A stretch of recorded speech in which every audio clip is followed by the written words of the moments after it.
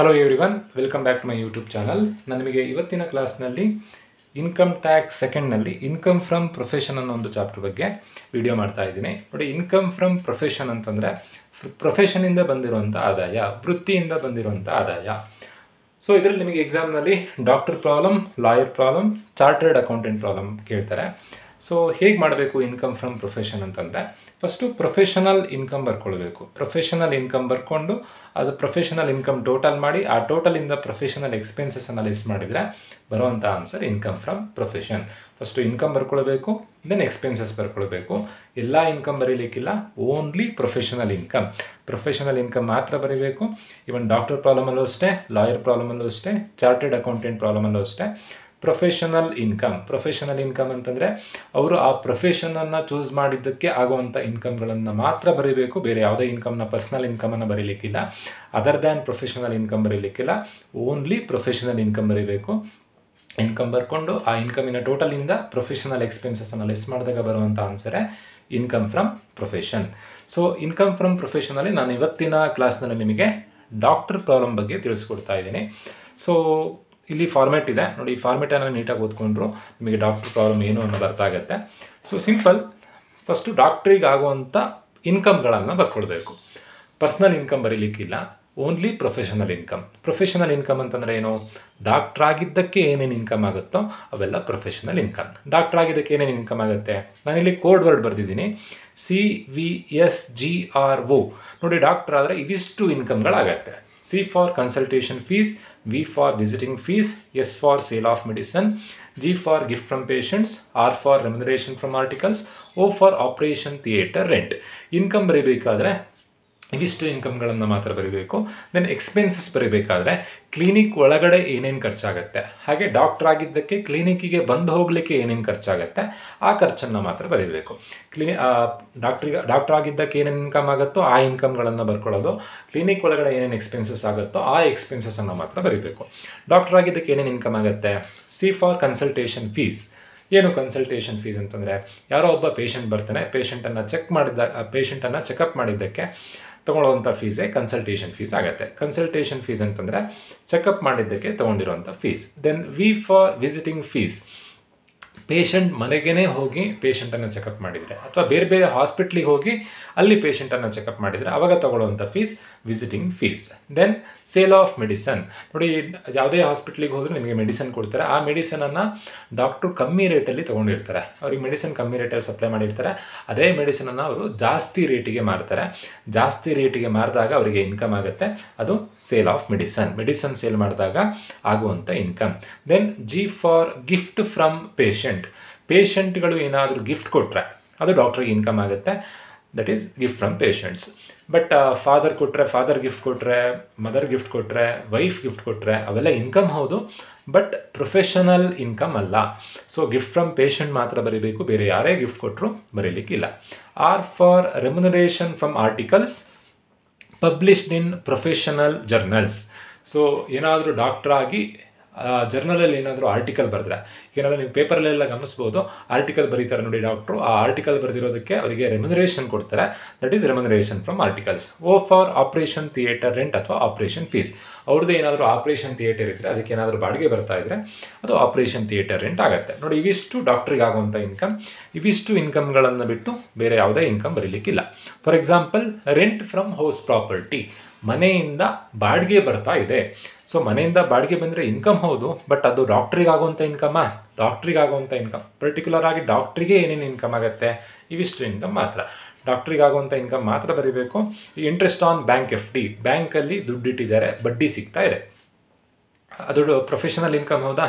ಎಲ್ರಿಗೂ ಆ ಇನ್ಕಮ್ ಆಗುತ್ತೆ. ಬ್ಯಾಂಕಲ್ಲಿ ಯಾರು ಬೇಕಾದರೂ ದುಡ್ಡು ಇಡ್ಬೋದು, ಯಾರಿಗೆ ಬೇಕಾದರೂ ಬಡ್ಡಿ ಸಿಗುತ್ತೆ. ಪರ್ಟಿಕ್ಯುಲರ್ ಆಗಿ ಡಾಕ್ಟ್ರಿಗೆ ಆಗುವಂಥ ಇನ್ಕಮ್ ಅಲ್ಲ. So interest on bank FD ಬರೀಲಿಕ್ಕಿಲ್ಲ. ಸೇಲ್ ಆಫ್ ಹೌಸ್ ಪ್ರಾಪರ್ಟಿ, ಮನೆ ಜಾಸ್ತಿ ರೇಟಿಗೆ ಮಾರಿದ್ರು, ಕ್ಯಾಪಿಟಲ್ ಗೇನ್. ಸೊ ಯಾವ ಇನ್ಕಮ್ಗಳನ್ನು ಬರೀಲಿಕ್ಕಿಲ್ಲ ಪ್ರೊಫೆಷನಲ್ ಇನ್ಕಮನ್ನು ಬಿಟ್ಟು. ಪರ್ಸ್ನಲ್ ಇನ್ಕಮ್ ಬರೀಲಿಕ್ಕಿಲ್ಲ, ಅದರ್ ದ್ಯಾನ್ ಪ್ರೊಫೆಷನಲ್ ಇನ್ಕಮು ಬರೀಲಿಕ್ಕಿಲ್ಲ. ಸೊ ಇನ್ಕಮ್ ಬರೀಬೇಕಾದ್ರೆ ಇವಿಷ್ಟು ಇನ್ಕಮ್ಗಳು ಮಾತ್ರ.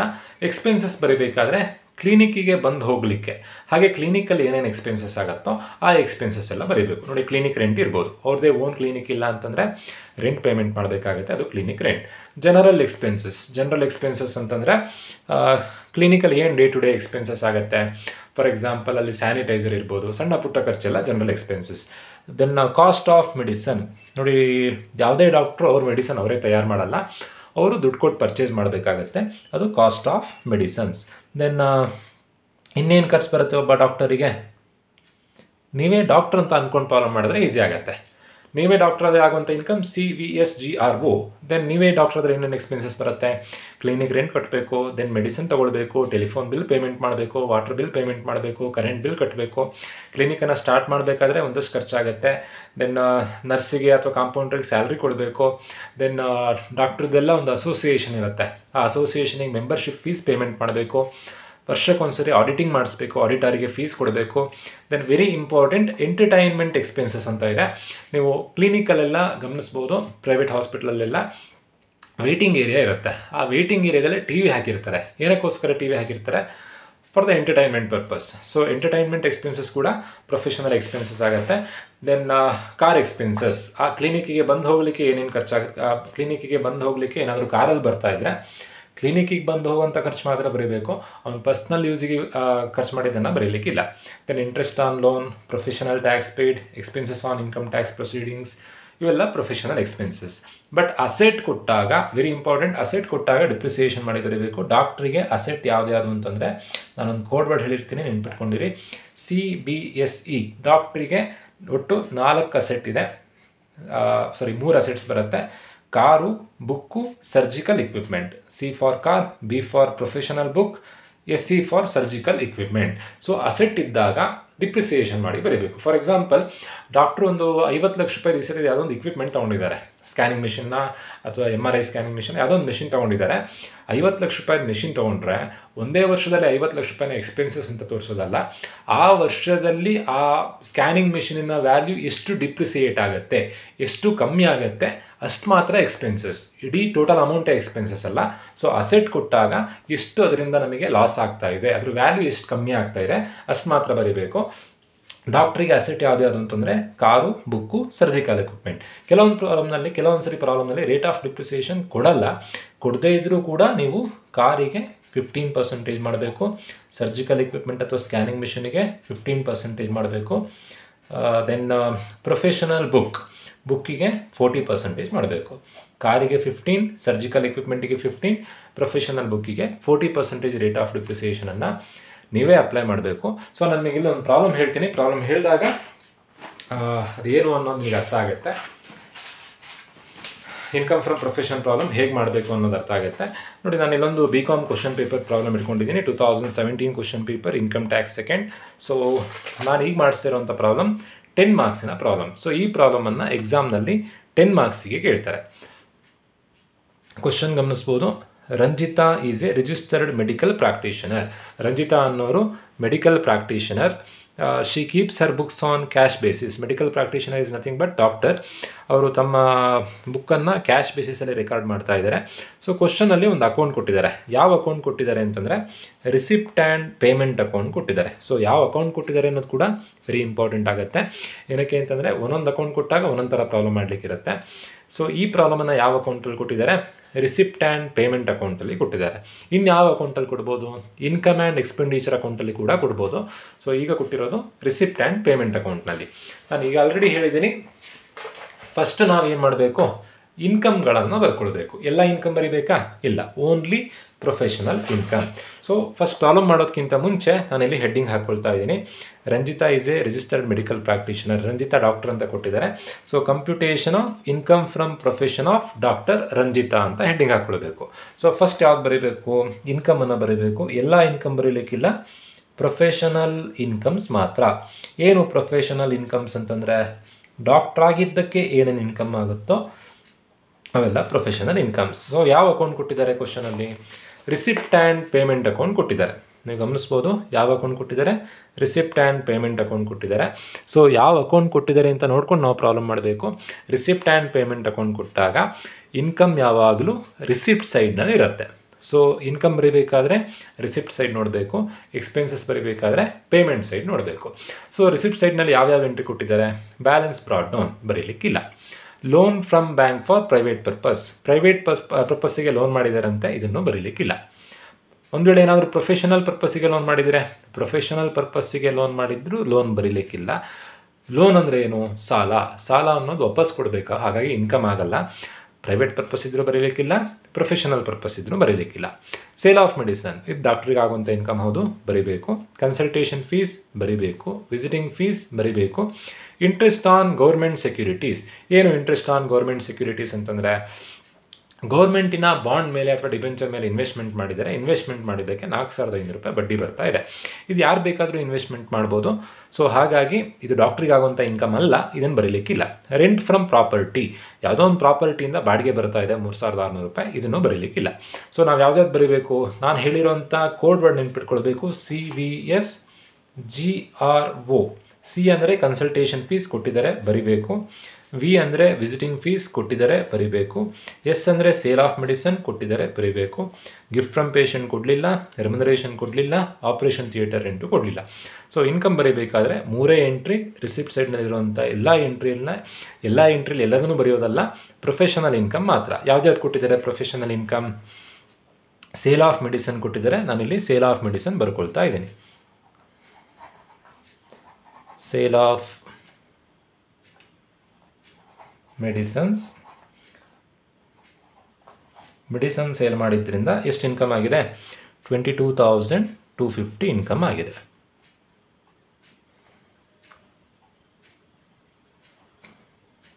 ದೆನ್ ಕನ್ಸಲ್ಟೇಷನ್ ಫೀಸ್, ಡಾಕ್ಟ್ರನ್ನ ಕನ್ಸಲ್ಟ್ ಮಾಡಿದ್ದಕ್ಕೆ ಪೇಷಂಟ್ ಅವರು ಕನ್ಸಲ್ಟೇಷನ್ ಫೀಸ್ ಎಷ್ಟು ಕೊಟ್ಟಿದ್ದಾರೆ? ಕನ್ಸಲ್ಟೇಷನ್ ಫೀಸ್ ಎಷ್ಟು ಅಮೌಂಟ್ ಇದೆ ಕ್ವಶನಲ್ಲಿ? 1,55,000 ಇದೆ. 1,55,000 ಬರ್ಕೊಳ್ತಾ ಇದ್ದೀನಿ. ನೆಕ್ಸ್ಟ್ ವಿಸಿಟಿಂಗ್ ಫೀಸ್ ಎಷ್ಟು ಅಮೌಂಟ್ ಇದೆ?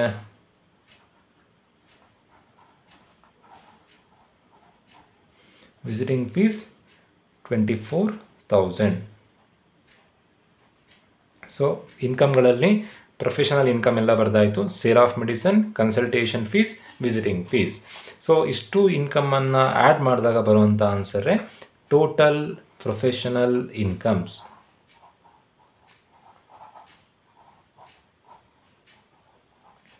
ಇನ್ಕಮ್ ಎಲ್ಲ ಬರ್ಕೊಂಡು ಇನ್ಕಮನ್ನು ಆ್ಯಡ್ ಮಾಡಬೇಕು. ಆ್ಯಡ್ ಮಾಡಿದಾಗ ಬರುವಂಥ ಆನ್ಸರ್ ಟೋಟಲ್ ಪ್ರೊಫೆಷನಲ್ ಇನ್ಕಮ್. ಇವಿಷ್ಟನ್ನು ಆ್ಯಡ್ ಮಾಡಲಿಕ್ಕೂ ಏನು ಆನ್ಸರ್ ಬರುತ್ತೆ ಅಂತಂದರೆ 1,55,000 2,01,250 ರೂಪೀಸ್ ಆನ್ಸರ್ ಬರುತ್ತೆ. ಸೊ ಇನ್ಕಮ್ ಎಲ್ಲದನ್ನು ಆ್ಯಡ್ ಮಾಡಿದ್ದೀವಿ. 22,250 ಪ್ಲಸ್ 1,55,000 ಪ್ಲಸ್ 24,000 ಇವಿಷ್ಟನ್ನು ಆ್ಯಡ್ ಮಾಡಲಿಕ್ಕೂ 2,01,250 ಬಂತು. ನೆಕ್ಸ್ಟ್ ಈಗ ಪ್ರೊಫೆಷನಲ್ ಎಕ್ಸ್ಪೆನ್ಸಸ್ಸನ್ನು ಬರೀಬೇಕಾಗತ್ತೆ. ಪ್ರೊಫೆಷನಲ್ ಎಕ್ಸ್ಪೆನ್ಸಸ್ ಅಂತಂದರೆ ಡಾಕ್ಟ್ರ್ ಆಗಿದ್ದಕ್ಕೆ ಆಗುವಂಥ ಖರ್ಚುಗಳು. ಸೊ ಎಕ್ಸ್ಪೆನ್ಸಸ್ ಬರೀಬೇಕಾದ್ರೆ ವೆರಿ ಇಂಪಾರ್ಟೆಂಟ್, 3ಕ್ಕೆ ಡಿಪ್ರಿಸಿಯೇಷನ್ ಮಾಡಿ ಬರೀಬೇಕು. 3 ಯಾವ್ದು? CBSE, ಕಾರಿಗೆ, ಬುಕ್ಕಿಗೆ, ಸರ್ಜಿಕಲ್ ಇಕ್ವಿಪ್ಮೆಂಟಿಗೆ ಡಿಪ್ರಿಸಿಯೇಷನ್ ಮಾಡಿ ಬರೀಬೇಕು. ಇನ್ಕಮ್ ಬರೀಬೇಕಾದ್ರೆ ರಿಸಿಪ್ಟ್ ಸೈಡ್ ನೋಡಬೇಕು, ಎಕ್ಸ್ಪೆನ್ಸಸ್ ಬರೀಬೇಕಾದ್ರೆ ಪೇಮೆಂಟ್ ಸೈಡ್ ನೋಡಬೇಕು. ಅವ್ನ ಮನೆಯಲ್ಲಿ ಆಗುವಂಥ ಖರ್ಚನ್ನು ಬರೀಲಿಕ್ಕಿಲ್ಲ, ಅವನ ಪರ್ಸ್ನಲ್ ಎಕ್ಸ್ಪೆನ್ಸಸ್ ಬರೀಲಿಕ್ಕಿಲ್ಲ, ಕ್ಲಿನಿಕಲ್ ಆಗುವಂಥ ಖರ್ಚು ಮಾತ್ರ ಬರೀಬೇಕು. ಕಾಸ್ಟ್ ಆಫ್ ಮೆಡಿಸನ್, ಇದು ಪ್ರೊಫೆಷನಲ್ ಎಕ್ಸ್ಪೆನ್ಸಸ್ ಹೌದು, ಬರೀಬೇಕು. ಕಾಸ್ಟ್ ಆಫ್ ಮೆಡಿಸನ್ಸ್ ಎಷ್ಟು ಅಮೌಂಟ್ ಕೊಟ್ಟಿದ್ದಾರೆ? ಕಾಸ್ಟ್ ಆಫ್ ಮೆಡಿಸನ್ಸ್ 10,000 ಕೊಟ್ಟಿದ್ದಾರೆ. 10,000 ಬರ್ಕೊಳ್ತಾ ಇದ್ದೀನಿ. ದೆನ್ ಸರ್ಜಿಕಲ್ ಇಕ್ವಿಪ್ಮೆಂಟ್, ನಾನು ಈಗಷ್ಟೇ ಹೇಳಿದ್ದೆ, ಅಸೆಟ್ ಕೊಟ್ಟಾಗ ಡಿಪ್ರಿಸಿಯೇಷನ್ ಮಾಡಿ ಬರೀಬೇಕು. ಸರ್ಜಿಕಲ್ ಇಕ್ವಿಪ್ಮೆಂಟ್ ಅಸೆಟ್ ಆಗುತ್ತೆ, ಸೊ ಡಿಪ್ರಿಸಿಯೇಷನ್ ಮಾಡಬೇಕು. Depreciation on surgical equipment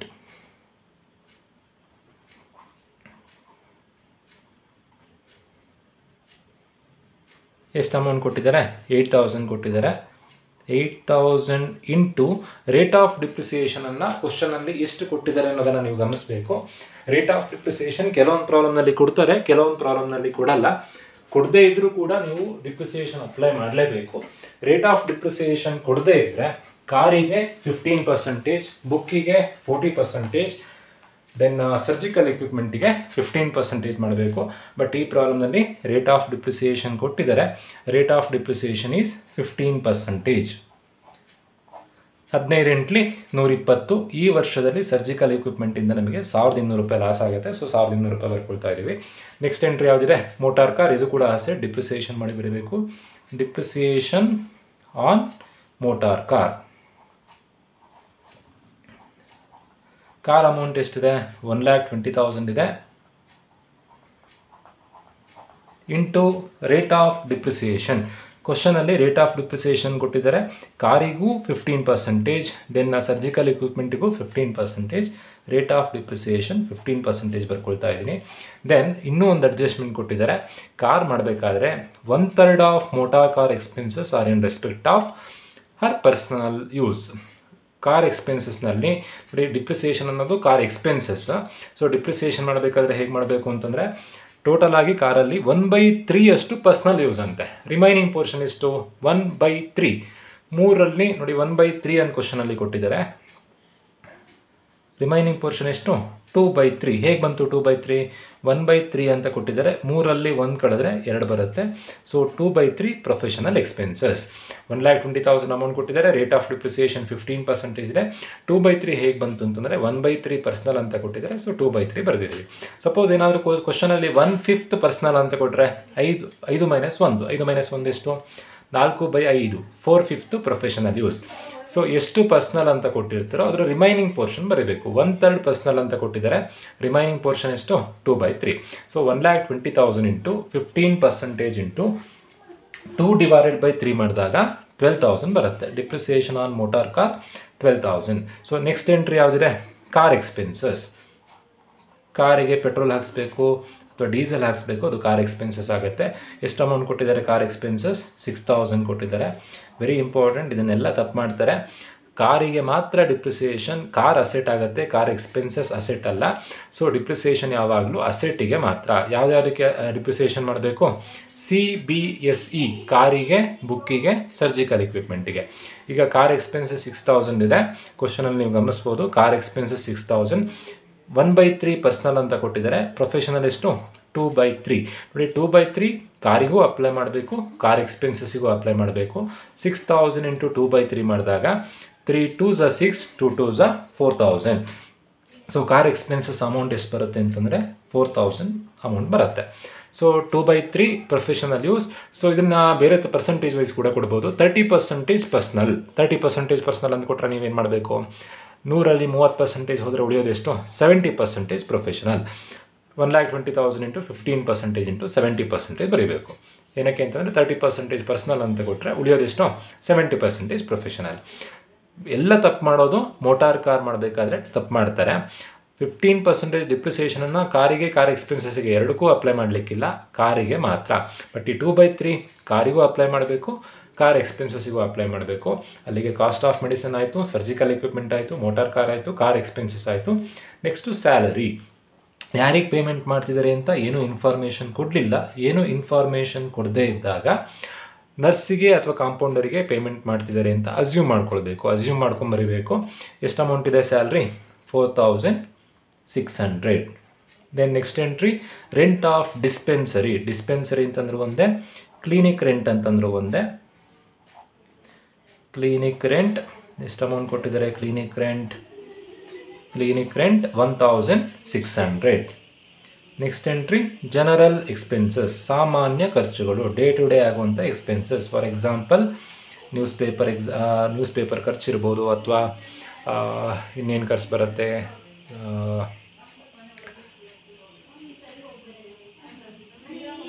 day to day ಇನ್ನೇನು ಎಕ್ಸ್ಪೆನ್ಸಸ್ ಬರುತ್ತೆ, ನ್ಯೂಸ್ ಪೇಪರ್ ಇರ್ಬೋದು, ಸ್ಯಾನಿಟೈಸರ್ ಇರ್ಬೋದು, ಅವೆಲ್ಲ ಜನರಲ್ ಎಕ್ಸ್ಪೆನ್ಸಸ್.